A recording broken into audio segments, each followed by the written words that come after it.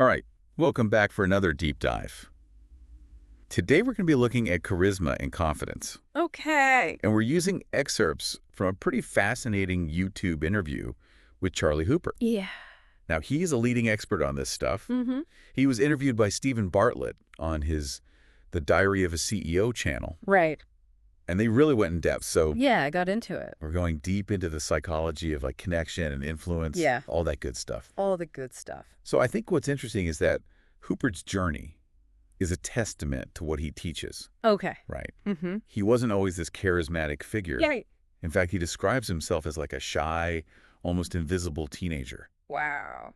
It wasn't until his late teens during a trip abroad that he had this aha moment Okay. and realized that the way he interacted with people directly impacted how they responded to him, Interesting. which really challenges the idea that some people are just born charismatic. Exactly, yeah. Like, Hooper's entire career is built on the premise that charisma is a learned skill. It can be learned. Anyone can learn these skills. Right. So if you've ever felt awkward or unsure in social situations, Which I think we all have. this is really encouraging stuff. Yeah, for sure. He goes beyond that typical advice to just Yeah. be interested. Okay.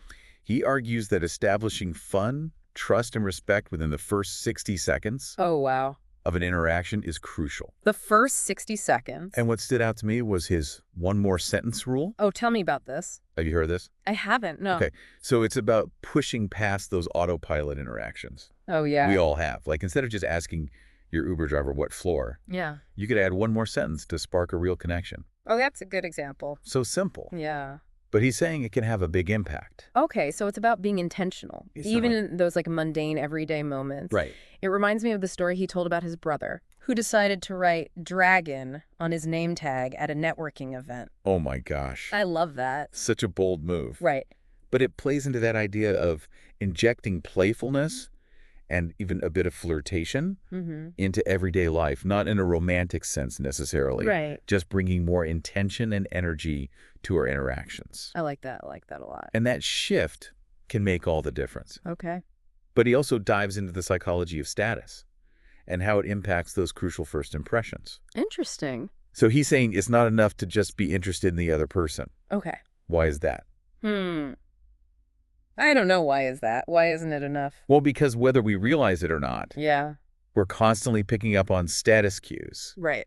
And those cues can subtly influence our perceptions of others. Okay, so we're kind of sizing each other up subconsciously. Exactly. Okay. So how do we navigate that? How do we navigate that? What's the secret? Well, he calls it the 60-second rule Oh, okay. in that first minute of interaction. Yeah. You need to establish fun, trust, and respect. Oh, wow. All three.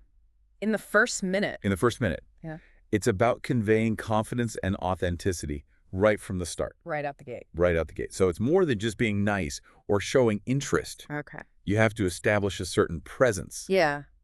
And that brings us to his concept of prey versus predator body language. Prey versus predator. I have to admit, this was a new one for me. Okay, I'm intrigued. Tell me more. It's a fascinating observation. He noticed that nervous people Mm-hmm. often exhibit prey-like body language. Okay. Think fidgeting, Mm. darting eyes, Hunched shoulders. hunched shoulders. These subtle cues can actually reinforce negative feelings and perceptions, Interesting. both in ourselves and in others. Oh, so it's like a self-fulfilling prophecy. Exactly. You feel nervous, you exhibit those behaviors, which makes you feel more nervous. It just spirals. And then it just spirals. Yeah, I can see that. But he says we can consciously shift Okay. to more predator-like body language. So like the opposite. Things like open posture, Right. steady eye contact, Mm-hmm. taking up space. Interesting. So more expansive. Yes. And what's interesting is that this outward shift can actually influence our internal state. Whoa. Okay, so by simply changing our posture, Right. we can actually start to feel more confident. Precisely. That's pretty powerful. It's that mind-body connection at work.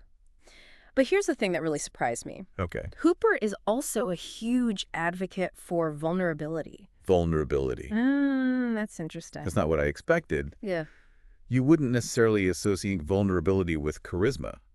Yeah, you think it'd be the opposite. Right. What does he mean by that when he says vulnerability? So it could be cracking a joke, Okay. offering a genuine compliment, Yeah, or even sharing a personal story. right. He believes that by being the first to be vulnerable We create space for authentic connection.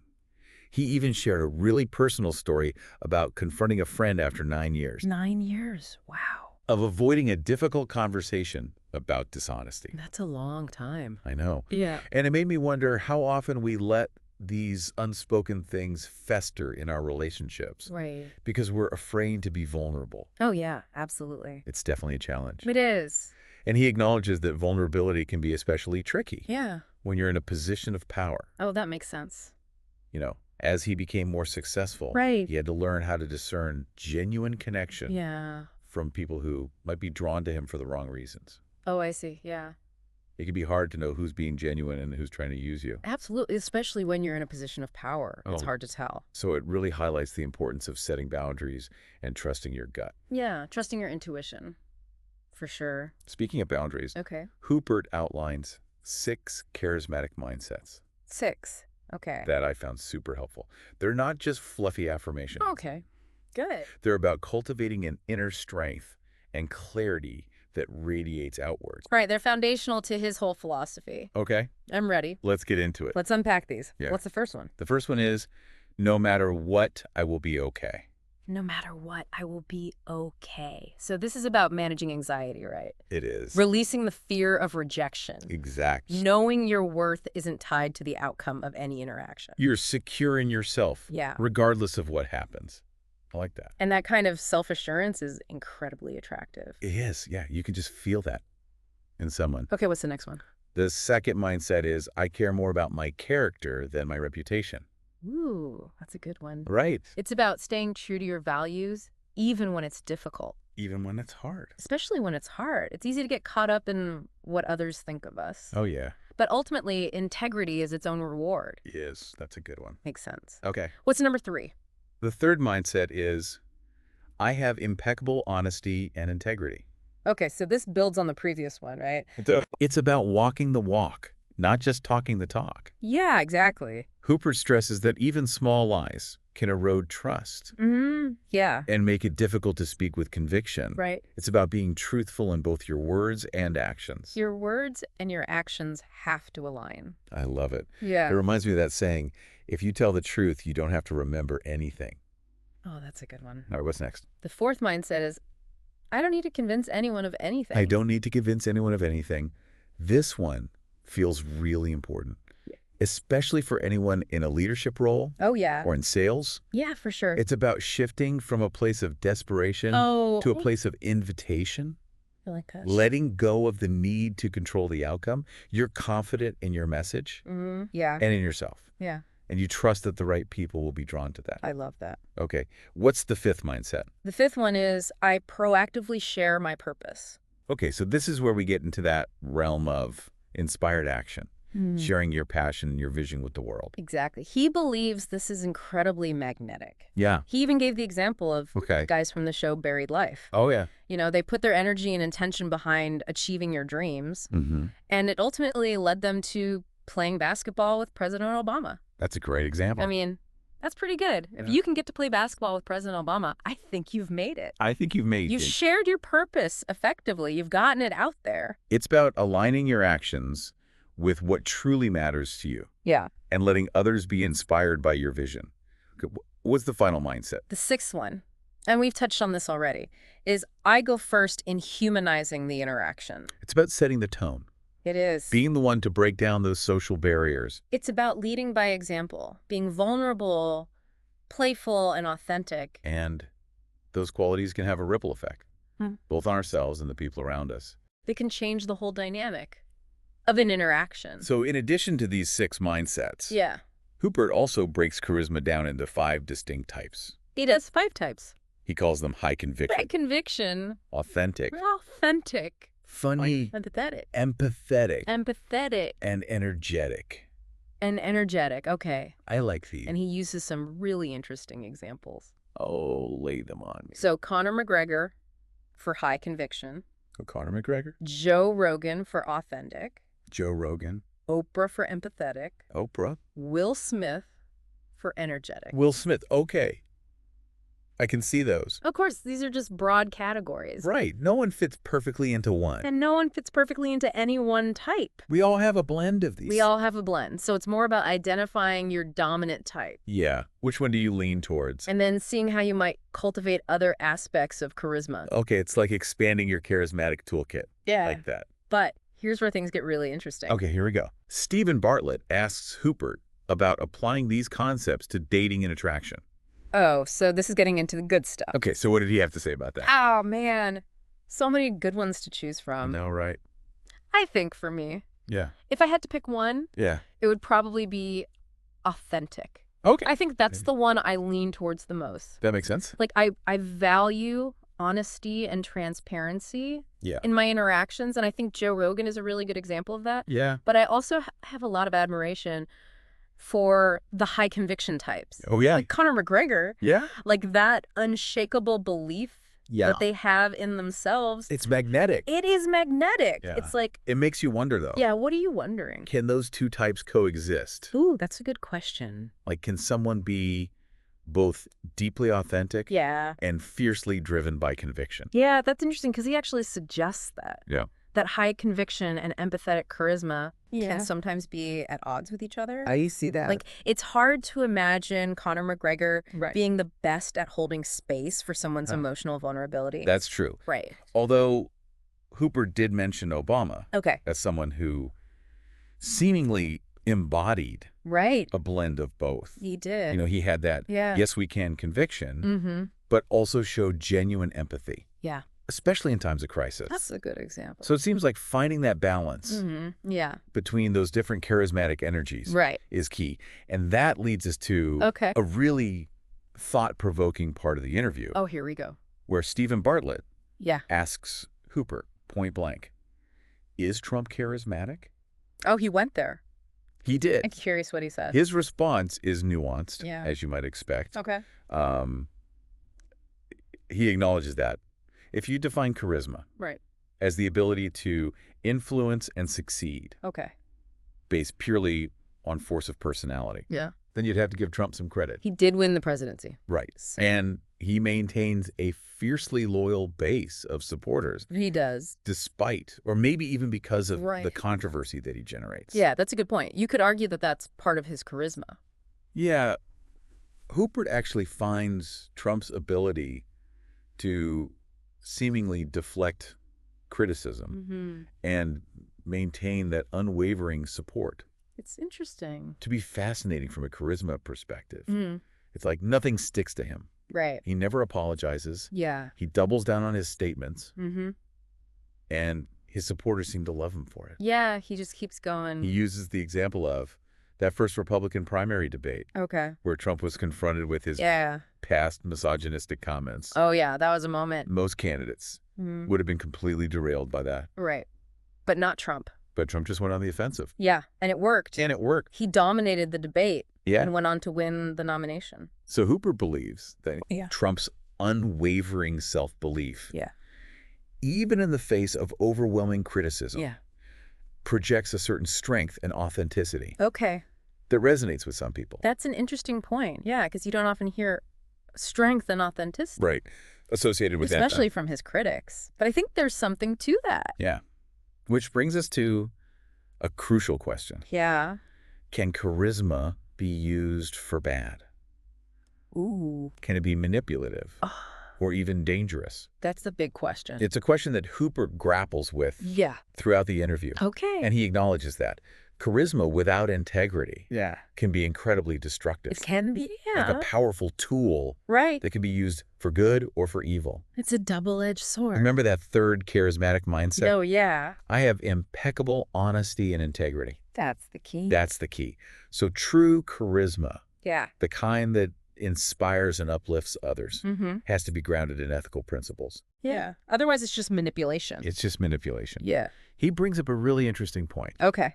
about apologies in the age of social media. Oh, that's a good one. He argues that the constant scrutiny Yeah. and potential for things to be taken out of context Right. That's the internet for you. have made it almost impossible for public figures to genuinely apologize Yeah. without facing serious consequences. Right, because anything you say can and will be used against you. He uses the example of Aziz Ansari, Okay. whose career Yeah. was significantly impacted Mm.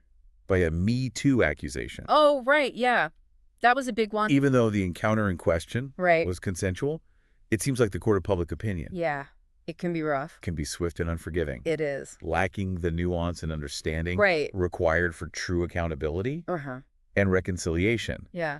And he suggests that this climate Yeah. has led to a culture where powerful figures like Trump, Uh-huh. Elon Musk, Mhm. and Andrew Tate have adopted a never apologize stance. Right. Like any admission of wrongdoing, even if sincere, Yeah. could be used against them. Yeah, you can't win. It's a fascinating dilemma. It is. It seems like we're navigating this tricky terrain Yeah.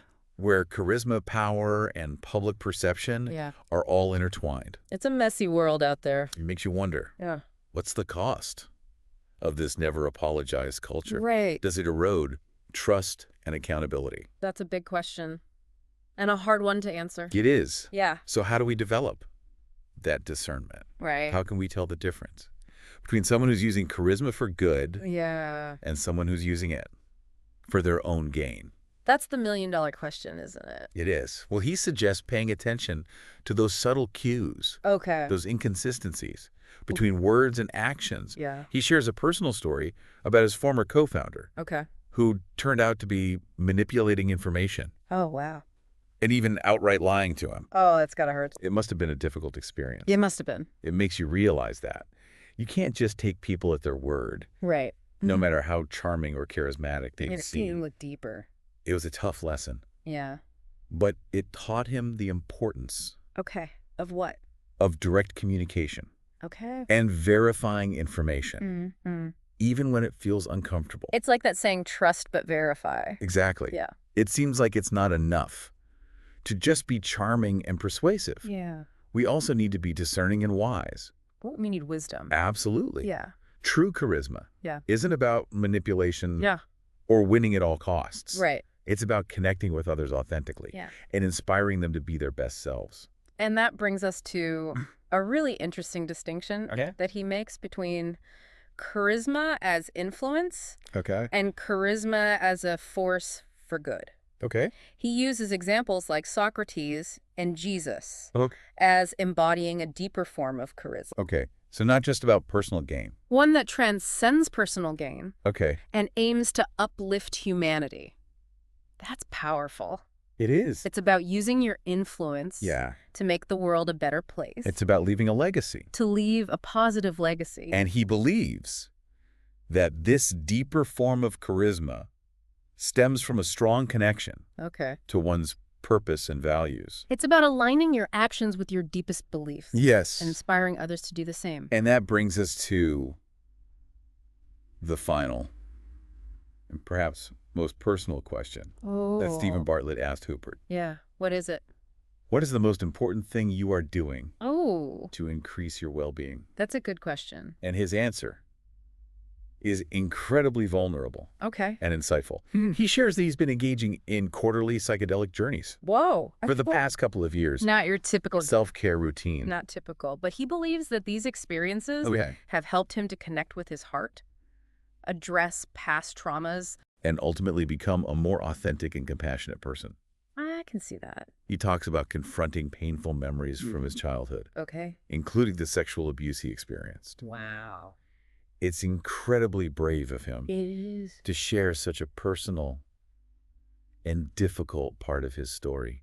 And it speaks to his Yeah. belief in the transformative power of vulnerability and authenticity. Right. He's walking the walk. He believes that by facing our shadows Yeah. and doing the deep inner work, we can heal Yeah. and become more whole. That's powerful stuff. It is. It's inspiring to hear him speak so openly about his experiences, Yeah. and it underscores his message that true charisma comes from a place of deep self-acceptance and love. Right. It's about embracing our imperfections Mm. and allowing our true selves to shine through. And that brings us back to Yeah. something we were discussing earlier, the importance of Yeah. breaking free from the no superiors Right. mindset. Right. The idea that we should treat everyone as equals, regardless of their position or status. Yeah. He actually shares a practical example Okay. of how this mindset helped him succeed in his corporate job. Okay. He stopped treating his boss and colleagues as authority figures and started interacting with them as human beings. Oh, I see. Yeah. And that simple shift allowed him to build genuine connections Right. and ultimately advance in his career. It's about recognizing the shared humanity Yes. that connects us all. Yeah, it's so powerful how that shift in mindset can open up possibilities. It really does. Yeah. It challenges those hierarchical structures Right. that can often get in the way of that genuine interaction. Mm-hmm. But as his story shows, even in a corporate setting, you can break free from that and create a more human-centered approach. That ties into something else he mentioned that I found really insightful. He talked about how as his career took off and he gained more visibility, he had to learn to navigate the complexities of power and attention. It's like a double-edged sword. It is. On one hand, you have more opportunities and influence. But on the other hand, you have to be more discerning about who you let into your inner circle. It's true. Not everyone have your best interests at heart. Yeah, especially when you're in the spotlight. Yeah. And he learned this the hard way. Okay. He initially made the mistake of relying too heavily on one person as his gatekeeper. Okay. And it ended up costing him dearly. What happened? He talked about feeling betrayed. Oh, no. When he discovered that this person had been filtering information and even lying to him. Wow, that's tough. It's a stark reminder that even with the best intentions, power dynamics can easily become distorted. Yeah, you have to be careful. That makes you realize that. You can't just blindly trust people. Right. Even those you think are close to you. You got to have systems in place for transparency and accountability. Especially for anyone in a leadership position. Yeah, for sure. You need to be vigilant about maintaining open lines of communication and not letting any one person have too much control. Right, you got to spread it out a little bit. It's about creating a culture where truth and integrity are paramount. I think that's a good place to leave it. Yeah. Which brings us back to that fundamental question. Yeah. What is true charisma? What is it? Is it about manipulating others to get what you want? Or is it about something more?